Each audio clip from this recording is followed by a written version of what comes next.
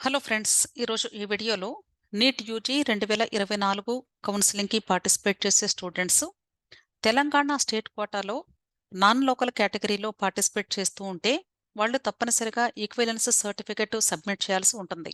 అయితే ఈ ఈక్విలెన్స్ సర్టిఫికెట్ని ఎక్కడ తీసుకోవాలి, ఎలా తీసుకోవాలి, అంతేకాకుండా అసలు నాన్ లోకల్ అంటే ఎవరు, ఈ విషయాల గురించి ఈరోజు డిస్కస్ చేద్దాం. నేను ఇంతకుముందు నాన్ లోకల్ కేటగిరీ గురించి ఆల్రెడీ ఒక వీడియో చేశాను.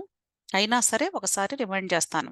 తెలంగాణ స్టేట్‌కి నాన్ లోకల్ కేటగిరీలో అప్లై చేసే స్టూడెంట్స్ అంటే అర్థము ఏపీ నుండి అప్లై చేసే ప్రతి ఒక్క స్టూడెంట్ కూడా నాన్ లోకల్ కేటగిరీ క్రిందే వస్తారు. కానీ ఏపీ నుండి తెలంగాణకి అప్లై చేసే స్టూడెంట్స్‌కి ఈ ఈక్వివలెన్సీ సర్టిఫికెట్ అవసరం లేదు. అయితే మరి ఎవరు తీసుకోవాలి అంటే, నాన్ లోకల్ కేటగిరీ అంటే అర్థము మనకి తెలంగాణ స్టేట్ రూల్ ప్రకారంగా చూస్తే 4 సంవత్సరాలు తెలంగాణ స్టేట్‌లో చదివితే సరిపోతుంది అని చెప్తున్నారు. 6th టు ఇంటర్మీడియేట్ మధ్యలో అంటే 6వ తరగతి నుండి ఇంటర్మీడియేట్ మధ్యలో కేవలము 4 సంవత్సరాలు చదివితే చాలు వాళ్ళకి తెలంగాణ లోకల్ స్టేటస్ వస్తుంది అని చెప్తున్నారు. ఆ 4 సంవత్సరాల్లో ఎవరైనా సరే ఏ ఒక్క సంవత్సరమైనా సరే బయట రాష్ట్రాల్లో చదువుకున్నా, బయట దేశాల్లో చదువుకున్నా, ఒక క్లాస్ అయినా లేక 4 ఇయర్స్ అయినా సరే బయట చదువుకొని వస్తే వాళ్ళ తల్లిదండ్రులకి గాని తెలంగాణ స్టేట్‌లో డొమిసైల్ సర్టిఫికేట్ ఉంటే 10 సంవత్సరాలకి అప్పుడు ఆ పిల్లలు ప్యూర్ నాన్ లోకల్ కేటగిరీ క్రింద వస్తారు. ఆ స్టూడెంట్స్‌కి మాత్రమే ఈ ఈక్వివలెన్సీ సర్టిఫికేట్ వర్తిస్తుంది. కాబట్టి దయచేసి ఏపీ స్టూడెంట్స్, ఏపీలో లోకల్ స్టేటస్ కలిగినటువంటి స్టూడెంట్స్ ఎవ్వరూ కూడా ఈ సర్టిఫికేట్‌కి అప్లై చేసుకోవద్దు. అయితే ఈ నాన్ లోకల్ కేటగిరీ స్టూడెంట్స్‌కి తెలంగాణ స్టేట్‌లో 15% కన్వీనర్ కోటాలో అలాగే మేనేజ్మెంట్ కోటాలో కూడా సీట్స్ పొందే అవకాశం ఉంది. కాబట్టి ఆ స్టూడెంట్స్ ఇక్కడ ఈక్వివలెన్స్ సర్టిఫికేట్‌ని అప్లై చేసుకోవాలి. కాబట్టి ఇక్కడ చాలా మందికి డౌట్ ఏంటంటే సీబీఎస్ఈ స్టూడెంట్స్ కూడా అప్లై చేసుకోవాలా అని. యెస్ అండి. డెఫినిట్‌గా సీబీఎస్ఈ వాళ్ళు అప్లై చేయాలి. అలాగే స్టేట్ బోర్డ్ నుండి చదివినటువంటి స్టూడెంట్స్ కూడా అప్లై చేసుకోవాలి. ఈక్వివలెన్స్ సర్టిఫికేట్‌కి అప్లై చేసే ముందుగా ప్రతి ఒక్క స్టూడెంట్ దగ్గర కూడా మైగ్రేషన్ సర్టిఫికేట్ ఉండి తీరాలి. ఒకవేళ ఈ non local category students intermediate గాని తెలంగాణ స్టేట్‌లో చదువుకొనుంటే వాళ్ళు తప్పకుండా ఈ Telangana intermediate board official website నుండి మైగ్రేషన్ సర్టిఫికేట్‌ని పొందాలి. అలా కాకుండా సీబీఎస్ఈ చదివిన స్టూడెంట్స్ అయితే వాళ్ళకి సీబీఎస్ఈ వాళ్ళే 12థ్ స్టాండర్డ్ మైగ్రేషన్ సర్టిఫికేట్ కూడా ఇష్యూ చేస్తూ ఉన్నారు. ఆ సర్టిఫికేట్‌ని యూజ్ చేసుకొని ఇక్కడ ఈక్వివలెన్స్ సర్టిఫికేట్‌కి అప్లై చేసుకోవచ్చు. అయితే ఈ ఈక్వివలెన్స్ సర్టిఫికేట్‌ని ఎప్పుడు ఎక్కడ యూజ్ చేయాలి అనేది మీకు తెలియాలి. ఇది మీకు నీట్ కౌన్సెలింగ్‌లో సీట్ అలాట్‌మెంట్ వచ్చిన తర్వాత ఎక్కడ ఏ కాలేజ్‌లో సీట్ వచ్చిందో ఆ కాలేజ్ దగ్గరికి వెళ్లి రిపోర్ట్ చేసేటప్పుడు అక్కడ ఈ సర్టిఫికేట్‌ని మీరు సబ్మిట్ చేయాల్సి ఉంటుంది. అంతేకాని ఆన్‌లైన్ అప్లికేషన్ ఫిల్లింగ్‌లో అప్‌లోడ్ చేయాల్సినటువంటి అవసరం లేదు. ఇప్పుడు ఈక్వివలెన్స్ సర్టిఫికేట్‌కి ఎలా అప్లై చేయాలి ఒకసారి చూద్దాము. ఇక్కడ మీరు చూసినట్లయితే నేను ఈ అఫీషియల్ వెబ్‌సైట్ లింక్ కూడా ఇచ్చానండి. ఈ లింక్‌ని మీరు గూగుల్ సెర్చ్ బార్‌లో టైప్ చేసి ఎంటర్ చేసినట్లయితే మీకు ఈ పేజ్ ఓపెన్ అవుతుంది. ఈ పేజ్‌లో ఇక్కడ స్టూడెంట్ ఆన్‌లైన్ సర్వీసెస్ అని ఉంది. దీని మీద క్లిక్ చేసినట్లయితే ఇక్కడ లిస్ట్ ఆఫ్ సర్టిఫికేట్స్ అన్నీ కూడా మనకు కనిపిస్తాయి. వీటిల్లో ఫస్ట్ మైగ్రేషన్ సర్టిఫికేట్‌కి అప్లై చేసుకోవాలంటే ఇక్కడ అప్లై చేసుకోండి. దీనికి సంబంధించి నేను ఆల్రెడీ వీడియో చేశాను. ఒకసారి ఆ వీడియోని చూడండి, మీకు క్లియర్‌గా అర్థమవుతుంది. అలాగే ఈరోజు ఈ వీడియోలో ఈక్వివలెన్స్ సర్టిఫికేట్ గురించి డిస్కస్ చేస్తూ ఉన్నాం కాబట్టి మీరు క్లిక్ చేయాల్సింది ఇక్కడ ఈక్వివలెన్స్ సర్టిఫికేట్ మీద క్లిక్ చేయాలి. అప్పుడు మీకు ఈ డేటా ఎంటర్ చేయమని అడుగుతుంది. ఇక్కడ 10th క్లాస్ పాస్ ఇయర్ అంటే 10th క్లాస్ ఏ ఇయర్‌లో పాస్ అయ్యారో ఇక్కడ క్లిక్ చేసి ఆ ఇయర్‌ని సెలెక్ట్ చేసుకోండి. అలాగే 12th క్లాస్ పాస్ ఇయర్ అన్నారు. అంటే ఇంటర్మీడియేట్ సెకండ్ ఇయర్ ఏ సంవత్సరంలో పాస్ అయ్యారో ఇక్కడ క్లిక్ చేస్తే నంబర్ ఆఫ్ ఇయర్స్ కనిపిస్తాయి. ఆ సంవత్సరాన్ని మీరు సెలెక్ట్ చేసుకోండి. ఓకే. నెక్స్ట్. అలాగే ఇక్కడ మీరు చూసినట్లయితే అంటే ఇంటర్మీడియేట్ ఏ బోర్డులో చదివారు అని అడుగుతుంది నెక్స్ట్ క్వెషన్‌లో. అప్పుడు మీరు Telangana state board of intermediate education అని సెలెక్ట్ చేసుకోవాలి. అంటే తెలంగాణలో ఇంటర్మీడియేట్ చదివి ఉంటే ఈ నాన్ లోకల్ స్టూడెంట్స్. అలా కాకుండా ఒకవేళ సీబీఎస్ఈ చదివారనుకోండి సీబీఎస్ఈ అని చూజ్ చేసుకోవాలి.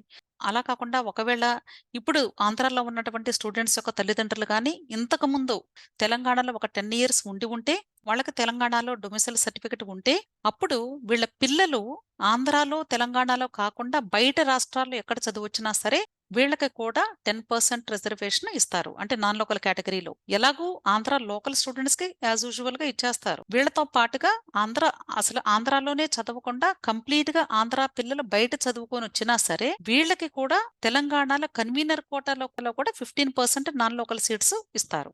వాళ్ళ పేరెంట్స్కి కానీ డొమిసైల్ సర్టిఫికేట్ 10 ఇయర్స్ ఉంటే, అర్థమైంది కదా. అలాంటి students board of intermediate education ఆంధ్రప్రదేశ్ను చూస్ చేసుకోవాల్సి ఉంటుంది. సో ఈ 3 కేటగిరీ స్టూడెంట్స్కి కూడా ఈ ఈక్విలెన్స్ సర్టిఫికేట్కి అప్లై చేసుకునే అర్హత ఉంది. నెక్స్ట్ ఇక్కడ మీకు డీటెయిల్స్ ఎంటర్ చేయమని అడుగుతుంది. ఇక్కడ 10th క్లాస్ అలాగే 12th క్లాస్ ఆల్రెడీ మనం ఎంటర్ చేసేసాము. నెక్స్ట్ టైప్ జనరల్ వొకేషనల్ అని అడుగుతుంది. జనరల్ గా ఎక్కువ మంది స్టూడెంట్స్ జనరల్ కేటగిరీలోనే ఉంటారు. అంటే రెగ్యులర్ గానే కాలేజీకి వెళ్ళి చదువుకున్నారు కాబట్టి జనరల్ అని రాయాలి. అలా కాకుండా వొకేషనల్ కోర్స్ వాళ్ళైతే వాళ్ళ సర్టిఫికేట్ మీద వొకేషనల్ అని ఉంటుంది, అది మెన్షన్ చేయాలి. నెక్స్ట్ క్యాండిడేట్స్ నేమ్ అంటే స్టూడెంట్ యొక్క నేమ్ ని ఇక్కడ టైప్ చేయాలి. నెక్స్ట్ ఇయర్ ఆఫ్ పాస్ అంటే ఇంటర్మీడియట్ ఏ ఇయర్ లో పాస్ అయ్యారు. అలాగే hall ticket number, roll number, seat number, unique ID అన్నారు. ఇది ఇంటర్మీడియట్ మార్క్స్ లిస్ట్ మీద ఉంటుంది. రోల్ నెంబర్ అని ఉండొచ్చు, రిజిస్టర్డ్ నెంబర్ అని ఉండొచ్చు, లేదా సీట్ నెంబర్, యూనిక్ ఐడి, ఇలా డిఫరెంట్ నేమ్స్ తో ఉంటుంది. ఆ నెంబర్ ని ఇక్కడ ఎంటర్ చేయండి. Okay. Next father's name, student యొక్క ఫాదర్ నేమ్. నెక్స్ట్ జెండర్ అంటే స్టూడెంట్ మేలా, ఫీమేలా, ట్రాన్స్జెండరా అనేది మెన్షన్ చేయాలి. ఇది స్టూడెంట్ కి సంబంధించింది. Next mother name. Mother name లో ఇక్కడ స్టూడెంట్ యొక్క మదర్ నేమ్ రాస్తారు. అలాగే 12th బోర్డ్ నేమ్ అన్నారు. ఇందాక మనం చూసాం కదా లిస్ట్ ఆఫ్ బోర్డ్స్, వాటిల్లో మనకి అంటే మీ ఇంటర్మీడియట్ సర్టిఫికేట్ మీద ఏ బోర్డు ఉంటే దాన్ని చూజ్ చేసుకోండి. ఓకే. అలాగే ఇక్కడ ఎప్పుడైతే మీరు ఆ బోర్డ్ ఆఫ్ ఇంటర్మీడియట్ ఎడ్యుకేషన్ ని మీరు సెలెక్ట్ చేసుకుంటారో ఆటోమేటిక్ గా ఈ పేరు హైలైట్ అవుతుంది. మనం చేంజ్ చేయాల్సిన అవసరం లేదు. ఆటోమేటిక్ గా ఈ నేమ్ మీకు డిస్ప్లే అవుతుంది. నెక్స్ట్ ఇఫ్ సిబిఎస్ఈ అంటే సిబిఎస్ఈ అయితే కానీ ఒకవేళ ఇక్కడ మీరు studied in India or studied in abroad ఈ రెండింటిలో ఒకటి చూజ్ చేసుకోవాలి. 12th year and month, already year ని ఎంటర్ చేశాం కాబట్టి ఇప్పుడు మంత్ ని ఎంటర్ చేయాలి. నెక్స్ట్ రెసిడెన్షియల్ అడ్రస్, స్టూడెంట్ యొక్క ఇంటి అడ్రస్ ని ఇక్కడ నోట్ చేసుకోవాలి. ఇక్కడ ఒకవేళ అబ్రాడ్ స్టూడెంట్స్ ఉంటే గానీ వాళ్ళు బెటర్ ఏంటి అంటే ఇండియాలో ఉన్నటువంటి అడ్రస్ ఇస్తే బెటర్. అలాగే స్టూడెంట్ యొక్క మొబైల్ నంబర్, ఇది నీట్ లో ఇచ్చిందే అవ్వాల్సిన అవసరం లేదండి. మీకు ఇప్పుడు ప్రస్తుతానికి యాక్టివ్ గా ఏది ఉంటే అది చేసుకోండి. ఇక్కడ చూస్ ఫైల్ అంటే మన డాక్యుమెంట్స్ ని అప్లోడ్ చేయాలి కదా, ఏ సర్టిఫికేట్ ని అప్లోడ్ చేయాలి అనేది ఇక్కడ నేమ్స్ ఇచ్చేసారు ఆల్రెడీ. ఈ నేమ్స్ ని బట్టి ఫాలో అవ్వాలి. ఓకే. సో ఇక్కడ చూస్ ఫైల్ మీద క్లిక్ చేసినప్పుడు 10th క్లాస్ మార్క్స్ లిస్ట్ ని చూస్ చేసుకోవాలి, దాన్ని మీరు అప్లోడ్ చేయాలి. ఇప్పుడు మీరు అప్లోడ్ చేసిన తర్వాత ఆ డాక్యుమెంట్ నేమ్ కూడా ఇక్కడ హైలైట్ అవుతుంది. అంతేకాకుండా ఇది పీడిఎఫ్ ఫార్మాట్ లో ఉండాలి. దాని యొక్క సైజ్ వచ్చేసి 200 కిలోబైట్స్ కంటే తక్కువ ఉండాలి. నెక్స్ట్ అలాగే 12th marks list, next 12th transfer certificate, next 12th migration certificate. Migration certificate తీసుకోవాలి అని చెప్పాను కదా, అది వచ్చాకే ఈ సర్టిఫికెట్కి అప్లై చేసుకోండి. Next address and name of the college into which admission is bought అన్నారు. అంటే యూజువల్గా మనకి కాలేజ్ సెలక్షన్ వచ్చిన తర్వాత దీనికి అప్లై చేసుకోవాలి. కానీ మీరు కాలేజ్లో జాయిన్ అవ్వడానికి వెళ్ళిన రోజు వాళ్ళు అడుగుతారు.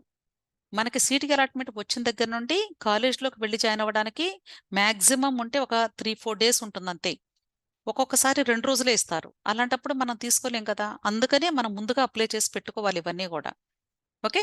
అందుకని ఇక్కడ నేనేం రాశానంటే NEET UG 2024 counselling seat allotment college అని రాశాను. అంటే ఈ కౌన్సిలింగ్ లో నాకు సీట్ అలాట్మెంట్ అయింది అని ఏదో ఒక కాలేజ్లో. సో అది తెలంగాణ రాష్ట్రంలోనే ఉంటుంది కాబట్టి ప్రాబ్లం ఏం లేదు వాళ్ళకి. ఓకే. ఇక్కడ స్టడీడ్ ఇన్ అబ్రాడ్ అని సెలెక్ట్ చేశాను కాబట్టి 2000 రూపాయల ఫీజు వీళ్ళు కట్టాల్సింది. అదే ఒకవేళ స్టడీడ్ ఇన్ ఇండియా అనుకోండి, వీళ్ళకి 1000 రూపీస్ మాత్రమే ఉంటుంది. అలాగే నెక్స్ట్